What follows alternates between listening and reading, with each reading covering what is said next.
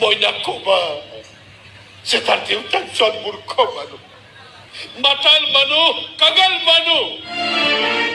তেনেকুৱা এজন মানুহক দেউতা বুলি মাতি সি যে তাৰ মুখখন চোৱা নকৰে।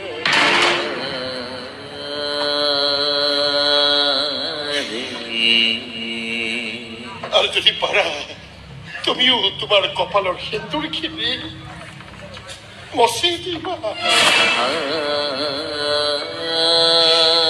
মইতো গৈছোৱেই, বাৰীতো পেলাইছোৱেই। অযথা তুমি নিজকে ৰঙা কৰি ৰাখি এটা যথামূৰ্খ মদাহীৰ পত্নীৰ হোৱাৰ চিনাকি বহন কৰি ফুৰিব নালাগে।